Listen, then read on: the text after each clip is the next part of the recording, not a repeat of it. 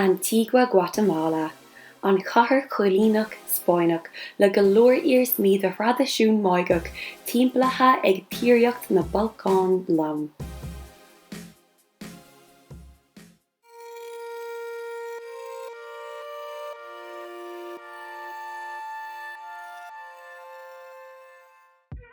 Thaistil mé ar feadh 1 uair 10 ó Seamach Champaigh chun an chathair dríochtúil seo a bhaint amach, lena n-áirítear 2 uair cloig de trácht tríd an bPríomhchathair, Chathair Guatemala.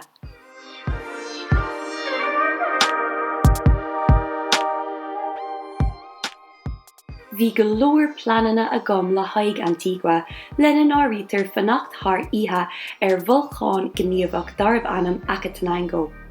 Cíligh sé seo nach raibh agam ach lá iomlán amháin chun an chathair stáiriúil agus príomhar a inniucha.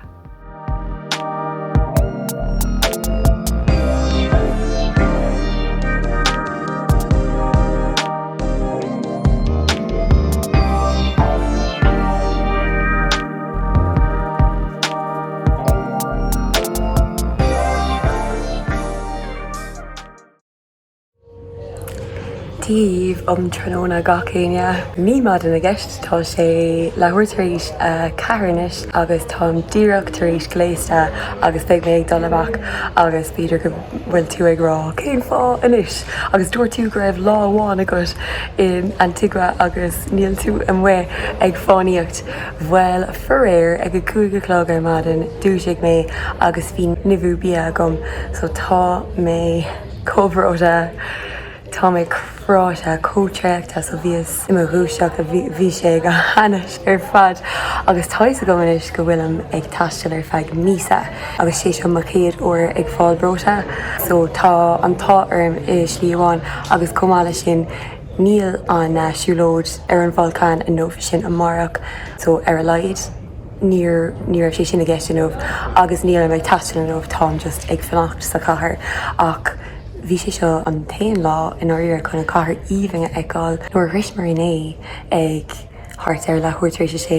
bhí sé gaiirí dearcha ach bhí sé go híomhaing tá sé cuiiteach cosúla bhaid ó líd anna dathúil anna sábháilte lánda trasóirí ach go hiilis thomláin íomhaing agus tá á féile armanis nach bhfuil an chun é agáil ach an céadród eile nó tá sé lehuairtar sé cathairnis mar dúirt mé agus ní bhraham go maith in méalchar go fóil agus beidir nach méid mé an bholcán a dhéanamh amárach Acatenango agus befór an trua bheoh i gceist lei sin is mór an trua é ach tá méid iarraigh chun na dátaí a bhalir tún so an nuamh an saithrin amárach an damhnach agus go méid sé arsúla gom ar an luan in áda sin ach tá sé casta ach ceapan gurbééis seo ceantas na rudaí is táchtaí dom ar an just seo a drapa suas. Tá go sé do creita níl aon rud déanta mar sinna gom hena féin ach lom bróta tá míid an áid an seo agus be míad ag dul go dtí thart ar nach mór 4,000 meters san altitude tá sé dúsláánna cinnta.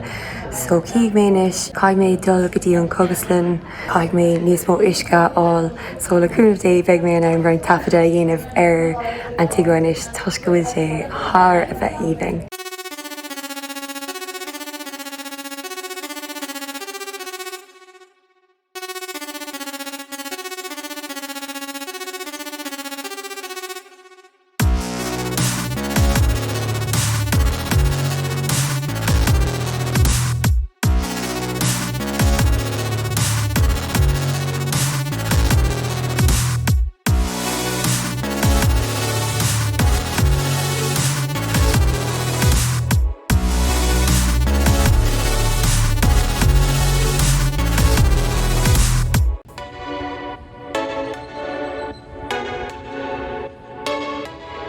Díomh ar maidin gacéine. Braham bhad níos fearr nómh níl céad fáin géad go fóil níl go húntaach go déchar ach braham bhad níos fearr ná iné so tá mé thuas inis ar an ordáin nach bhfuil sé go híomhaing leis na radharcanna ar fad sa bhrú na hóige agus tám chun seiceáilisteach go luath agus beidh mé ag seiceáilisteach go óstáin i gcóir itheamháin just tos go bhfuil ma siomara féin uamanis chun níos mó colla bheith agam agus mar sin de rih a marach. So le cún of day a marach beidh mé an ann an bolcán a drapa. An tain rud ná níor coolla mé aon rud ón ggólacht go fóil, so heol mé dara riamhpost dómhanis ach níor coolla mé aon rud, so beidir go dúgadh mé cúrsaí an ifig go luach comá agus féigh mé an bhfuil sé so dhéanta an féidir le mé héanamh mar go táimid ithe rud éigent den céadúir sin sais briscí gaetas tá siad éasca go leir ach ní féidir le aon rud eile is sé seo an céad rud I lága le agus tá electrolyte agam agus tá ag tógáil go bogé ar maidin ní léon plán agam cíigh mé chud a bhreaigh mé ach just siúil timpeall Antigua ceapam tus go bhfuil sé gohíbhing mar chunig mé in é ach ní raibh an ann mórrán a dhéanamh in é just beagáín siúlóid timpeall a dhéanamh.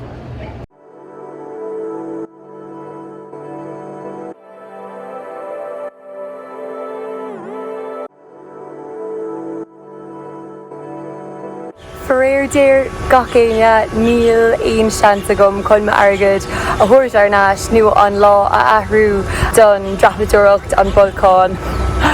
Sin trua bhí is tíreach is sig san ifig an ggólacht agus dúirt siad nachfuil cead agam, nachfuil cead a cáchard aon rud a dhéanamh faoi, so sin $7 imithe agus anis lídas gom an chuirigh mé tros eile in ára tascúil sé well tá sé cosach is cuma rilí fao sin an rud ná ní bhraham go má actually bhraham go hulk go fóil bug mé amach as an brúna hóige ar maidin ní ar bhéon spás acu so chuir mé óstáin in átha óstáin saimplí séir go leir agus mar sin de agus bug mé me chuid stuff go léir ach níl sé rí go fóil tuiscúil sé nach mór lehuairtaréis de inis so tám just ag siúil timpeall agus braham go hulk siad anna trua tuiscúil an áise go híbhing ach cíigh mé a cúpla uair chun is a bhreaigh mé agus an sin má bhraham gohúntaach arís agus mátá spás ag tros chun dul go dtí an bolcán amárach. Cuirigh mé an átha é tuis go raibh ag sú leis go hanmhór ach muna bhfuil ní dócha gur fiú é. Tám chun sa scrúdú a thuirtam féin inis tá gon si an seo sa fork áling seo ar feicúpla nóméid agus an sin tá sais cnoch gur féidir leis súil a thuirt ar an gcathair go léir tá sé just tíreach chuas an sin sais mirador is dócha agus tá chun trí le bhaint as é sin a dreafa agus má bhraham bhaid níos measa tar éis sin ní bhain réig den bolcán amárach so seling.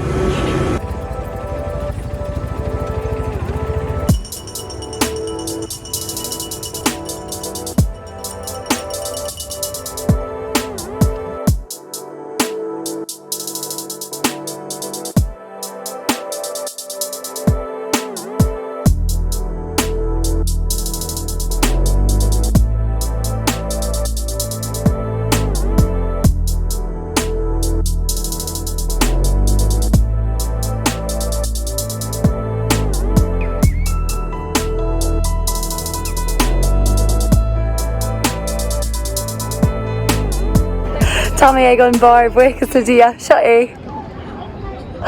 go háling ar fad ach níor tharla sé ar maidin nuair bhí ann níos luatha. Tá é cúpla uair níos déanaí tuis go raibh an bhróta ar fad chuaigh mé go dtí an slíosteach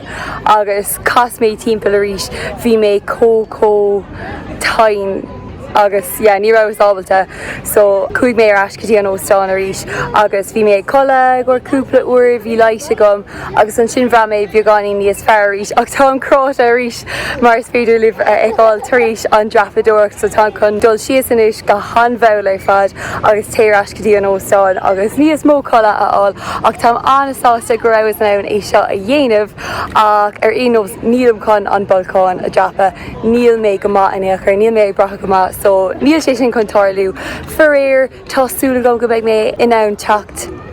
Páirnáis an seo ga Antigua uaigint. Tróna an domhnach atá a going an seo, agus tá an atmosfér go híomhing ar fad, tá na teilíg i ngacáis an seo, tá daoine ag ithe picnics, ag ithe pizza agus mar sin de slí fíorheas chun an domhnach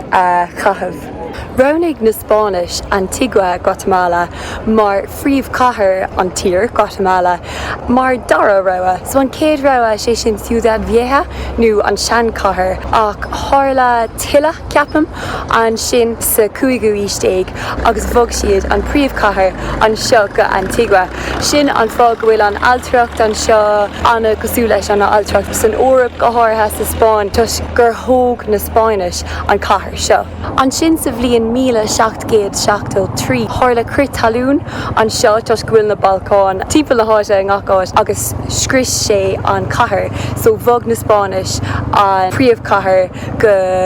Guatemala City, nó chathair Guatemala, nó Ciudad Guatemala, pe anabatá agus sé sin fós an phríomhchathair. Mar hiúlód arás go dtí an óstán, hádaigh méid trasna imacht cultúrtha sa phríomhcearnóg, a léirigh chola agus dásaí tradiisiúnta ó cheantar éagsúla in Guatemala.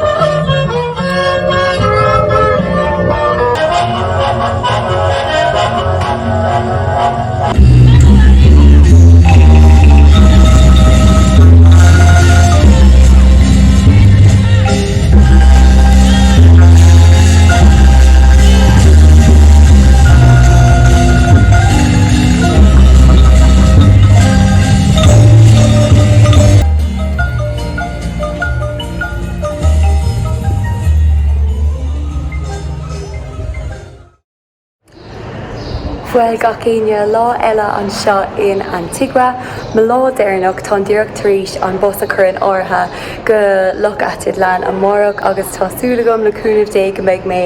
ábalta chun dul mar nuamh caiithné adbháil ní bhraham go maith a rís braham gohol go rís. Nuair dúisigh mé ceapas go raibh mé níos fearr agus chuig mé amach chun níos mó isce áil agus mar sin de ach an sin bhíorm dul díreach ar ais go dtí an óstán gan brig fásta nu aon rud mar tá a bhfolach fós tain, tá mé chráite, tá tinnas cína gom, ní braham go máin éair. Tá ag siúil timpeall beagáí leis chun beagáí níos mó eáil ach chun an íorna rá ceap go bhfuil anna chuid feicethe gom ón na trí lá mar bhíos chun lá bhána bheith an seo agus san istá le trí lá gom agus mé bróta ach tá réad chun dul arás go dtí an labha. Antigua tá tú go hálainn ach níl mábalta dús anis an uair seo. Bheidh mé arás agus tá chun an Balcán a drafadúireacht acha tanango ach go dtí an sin cíigh mé sa céadáid eile sibh agus a gúnamh dé.